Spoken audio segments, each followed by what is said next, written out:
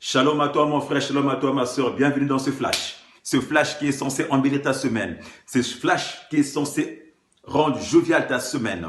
Ce matin, je vais te parler de l'attraction bien-aimée. L'attraction. Depuis l'époque d'Abraham, qui est devenu Abraham, Sarah, devenue Sarai, le Seigneur cherche à changer. Le Seigneur cherche à enlever la honte, à changer la vision, le regard. Tel un homme pense, tel un homme regarde. Dans le regarder, dans le voir. La foi, nous dit-on, c'est une ferme assurance des choses qu'on espère et la démonstration des choses qu'on ne voit pas. L'attitude de l'homme qui accepte et tient pour voir des réalités qui ne sont maintenant pas visibles parce qu'elles sont à venir, soit parce qu'elles échappent à une connaissance, bien-aimée. Donc, on peut dire que la foi, c'est une attraction.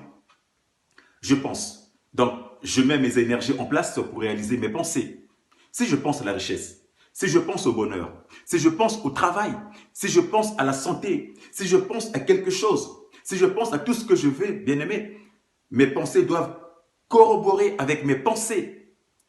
La loi de l'attraction communique à l'homme une vraie et une voie réelle, bien-aimé. Ce que je vois, ce que je dois être. Ce que je vois, c'est ce que je dois dire. Ce que je pense, c'est ce que je dois refléter, bien-aimé. Dieu ne varie pas. Dieu ne change pas. Tu peux crier, tu peux pleurer.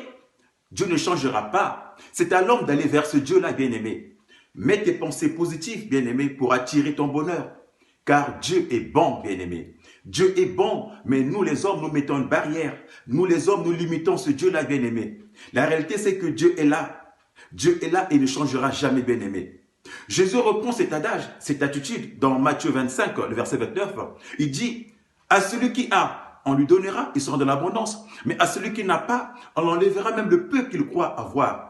Pourquoi, bien-aimé? Parce que quand tu as des pensées positives, bien-aimé, quand tu as des pensées positives, tu attires ta destinée. Quand tu as des pensées positives, tu attires ton bonheur. Quand tu as des pensées positives, tu rentres dans l'abondance. Quand tu as des pensées positives, tu rentres dans ta destinée, bien-aimé. Par contre, quand tu as des pensées négatives, tu fais quoi? Tu détruis, tu corromps ton âme. Ton âme est corrompue, ton cœur est corrompu et tu vas à la mort. Voilà pourquoi obligé qu'on puisse se soustraire, bien-aimé. Ce matin, je vais t'exhorter, je vais t'interpeller pour avoir des pensées positives. Ces pensées positives qui pourront déterminer ta vie. Tes pensées positives qui pourront te construire. Tes pensées positives qui pourront attirer la vie, qui pourront attirer les choses vers toi. Telles tes pensées sont positives, bien-aimé, telles les choses vont venir à toi. Telles tes pensées sont positives, bien-aimé, tel ce que tu désires viendra à toi. C'est la loi de l'attraction, bien-aimé. La loi qui attire l'abondance. La loi qui attire ta destinée. La loi qui te fera rentrer dans ce gros village, dans ce gros bonheur, dans cette grande ville qui est ta destinée, qui est ton bonheur, qui est ta joie d'être, qui est ta joie de vivre. Alors, bien-aimé, ce matin,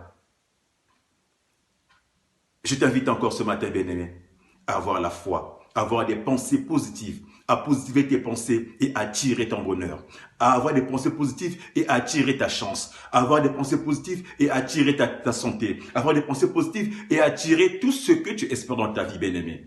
Voilà le message que j'avais pour toi. Je te souhaite encore une belle agréable journée, une belle agréable semaine et à nous revoir la semaine prochaine dans la bonne humeur et la présence de notre Seigneur Jésus, toujours aussi présent, aussi vivant, aussi bien. Shalom, shalom et à très bientôt. À toi mon frère, à toi ma soeur. À très bientôt. Ciao.